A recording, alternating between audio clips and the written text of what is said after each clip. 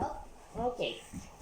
It's Friday, Friday, gotta get my fries on Friday. Not sure the bigger size is worth it, worth it. Friday, Friday, couldn't live without on Friday. Still not sure the bigger size is worth it, worth it. Super size, yeah. Super size, yeah. This song's hopefully not gonna get flagged for copyright.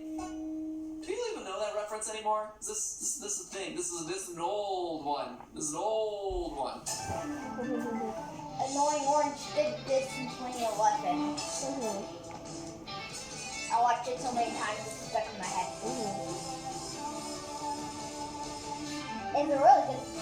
Hello, Internet. Welcome to Food Theory, the show where you come for the crispy golden nuggets of knowledge and stay for the extra bits at the bottom of the bag. As many of you who've watched my shows for some time know, fast food was a huge part of my early life. It was my home cooking in the 90s, an era when Happy Meals weren't being weighed down by options like juice or apples or bean sprouts or whatever healthy stuff is in there these days. What is this stuff? Ugh, they're not even giving kids cavities or an unhealthy BMI. How can you even call it a Happy Meal? No, my healthy choice was drinking an orange Hi-C instead of soda and then getting in kindergarten brawls over those Happy Meal toys that were shaped like hamburgers and ice cream cones but then turned into dinosaurs. Like, you can get a full set of those for $15 online right now? What a steal! I mean, definitely didn't just put in my bid, so there's no need to go searching for that. Now, leave that alone. That isn't a thing that really exists. As I got older, I got smarter and also poorer, and I realized that the kids' meal is kind of a racket for the amount of food that you get. So I switched to buying a regular hamburger and fries, but turns out that was just the tip of my frugal Frosty friends. I learned to maximize that dollar menu through my poor years as a college student, my poor years as an actor, my poor years as an unemployed YouTuber. You get the idea. Anyway, there's a whole world of fast food economizing out there at my grease-covered fingertips. But in all the years and all the fast food since then, I've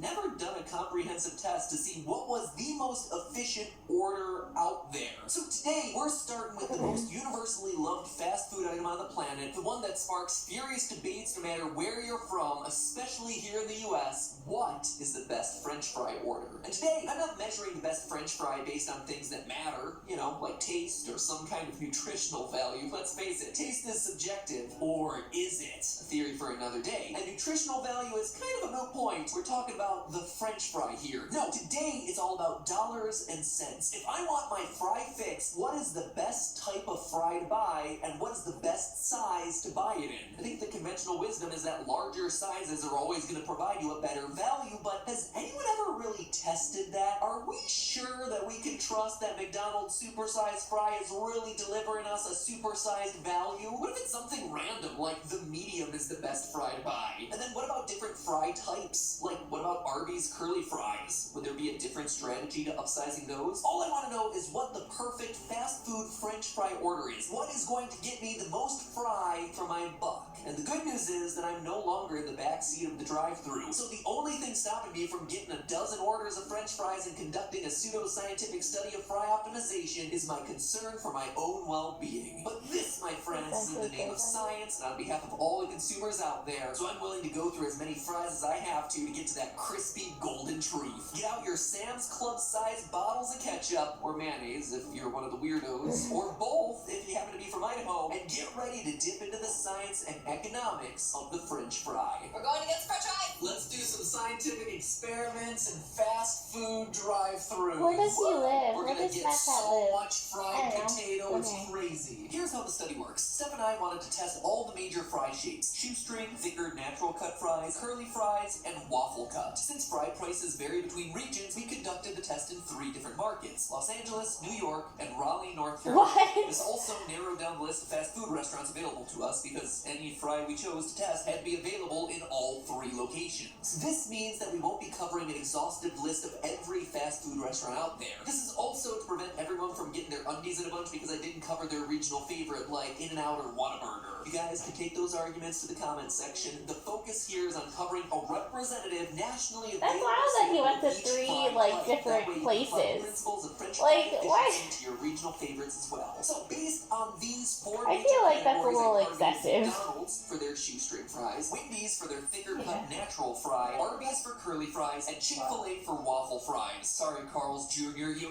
really really neat to get some locations here in North Carolina, which I know that Hardee's is technically supposed to be the same thing, but it's a different franchise name, and thus I couldn't go with it. It's introducing an extraneous variable into our hardcore scientific method, and for a YouTube video mildly educational about the topic of food, that will not stand. Twisty, curly, cross-cut, natural, whatever McDonald's makes, we're getting them all. Can I get one order of each, small, medium, and large? But could they all be bagged separately? We got an order of small, medium, and large fries from each of the establishments mentioned, except for Chick-fil-A, which didn't offer a small at every location we visited, so we only considered their medium and large waffle fry for the experiment. Also, Arby's didn't have their snack size at all 3 locations, so that too was left out of the experiment. But as for the 11 fry orders that were available in all locations, we got each in a separate bag to reduce any ambiguity of which bag their fries came from which order. Then, we used a digital scale to weigh each order of fries without the packaging. So we put the bowl on top and then we tear it. So that way anything we add is just fry weight. This will let us know in raw terms how much fry we're getting in each order of each size. We can compare that to the price of each order of fries to figure out which is, in fact, the most efficient fry order. But we also wanted to get a sense of how effectively each order of fries filled its container, because fry containers can either be these soft little baggies or these big honking cardboard tubes. That'll tell us how well or badly each fry shape has actually been engineered for its container, and which restaurant really wants to make it look like they're serving up jumbo fries when actually they're just serving up a bunch of jumbo air. So we sealed any cracks or openings in the fry containers, then filled them with sifted all-purpose flour to get a sense of the total capacity of each container. This in turn will help us better understand what I call the fry fill percentage, That's or so FFP. interesting. I calculate a whole battery of different things. Not just the FFP, which tells me how fry filled each container is, but also the number of grams of fry. Hello, I thought we were watching a video together. Calories per cent I'm spending based on the nutritional facts given on Okay. Extreme's website to make sure that I'm getting the most calories for my bucks. To get our price and mass values, we average the results from all 3 test cities. Put them all in one big table and you get something that looks like this. Ladies and gentlemen, I present to you the Fry Efficiency Data Table. Data. Using all of these calculations, we can determine which order of fries is optimal in terms of its monetary value against its competition, which order fills its own container most effectively, and which delivers the greatest caloric punch per cent that you're spending. Let's see how they did, shall we? Starting with what we all care about most, the money. At a glance, the McDonald's small fries... I hate saying it that way. The McDonald's small fry jumps out as the least expensive on the entire board. Our goal here, though, is to find out if the best deal on paper is actually the best deal, or if a lot of those fry packs are full of hot air, literally. In our results, we found that none of the small sizes of fry was the most cost-effective for its respective restaurant, playing into the idea that if you pay a little bit more, well, you're going to get a little bit more fry for your buck, at least to a point. The best cost per gram on the small sizes did indeed come from McDonald's, who weighed in at 1.76 cents per gram, meaning that if you absolutely have to get yourself a small fry, your best bet is a shoestring fry, specifically from McDonald's. Upsizing, as you might expect, and as they advertise, does indeed tend to save you money across all fry types, with the biggest difference happening at Arby's, where going from a small to a medium saves you 45%. In fact, it turns out that the curly fry category is a total wild card. Not only did the Arby's medium curly fry wind up being cheaper per gram than the large, there were actually more fries in my medium order than I got in my large order. You heard that right. We actually paid, on average, 23 cents more for the large and got less total fry in the order. The medium had a miraculously efficient cost of 1.35 cents per gram, coming in third behind McDonald's large shoestring fry at 1.26 per gram,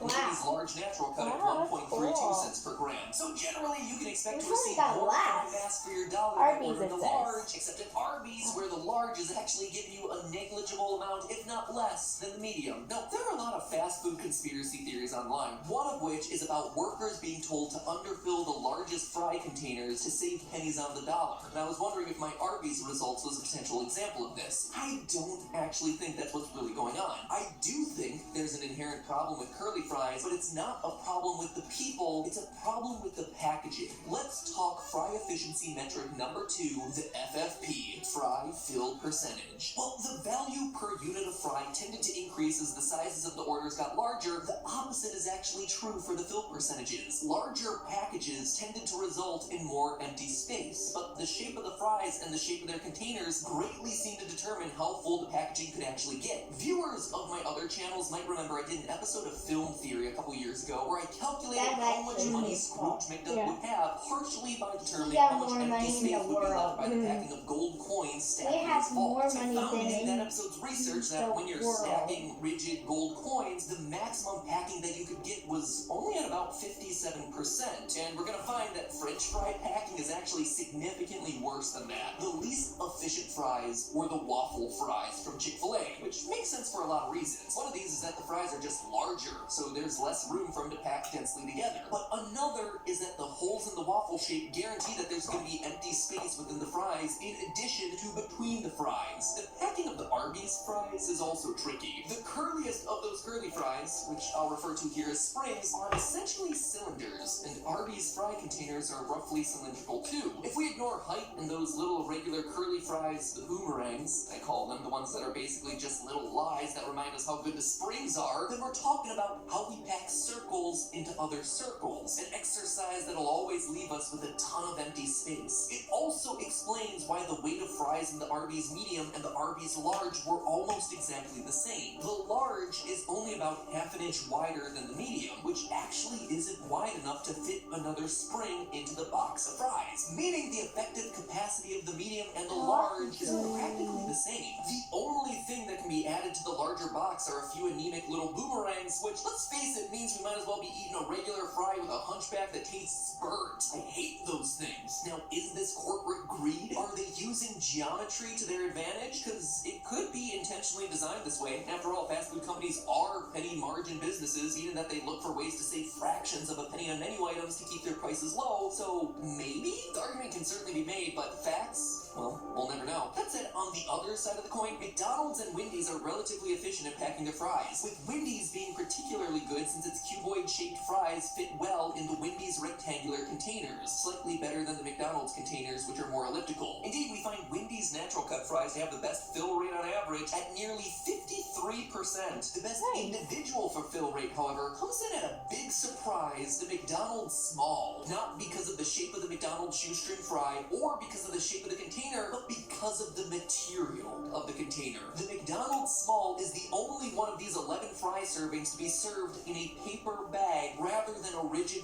cardboard container. So the bag can actually act more like a fluid. It can conform to whatever shape it needs to in order to accommodate for the most fries possible. The fill rate for this serving was about 57.5%, so if you're one of those people who gets really bummed out about all the empty space that you find when you open up a bag of Doritos, the McDonald's small fry is the order for you. The last metric we want to consider for fry efficiency is caloric load against cost. What's getting me the most calories for my dollar? Well, most of us are trying to minimize our calories. In the event of an apocalypse where you want to stash fries and make sure you pick the most calorically dense version for the best price, I got you covered right now. This one is Arby's in a landslide, as they take 3 of the top 5 spots in calories percent. So reach for those small and curlies if you're doomsday prepping and want some old French fries to be a part of that for some reason. And with that, we tabulate our results, taking into consideration total value and cost per gram, fill ratio of the container, and calories percent spent. Our optimized French fry champion is, oh man, not another drum roll gag, I'll just say it, Wendy's large fries with an impressive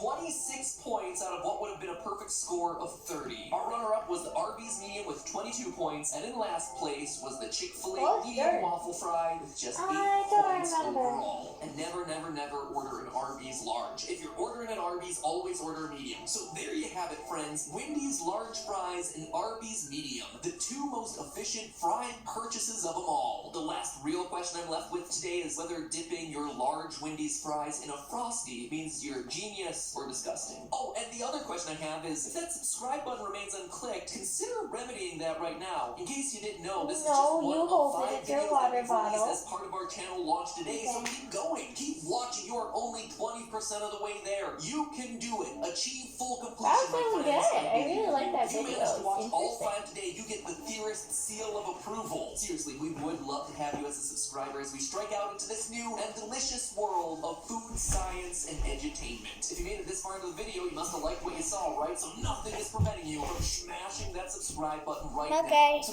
see ya. please, Bye. it would be nice if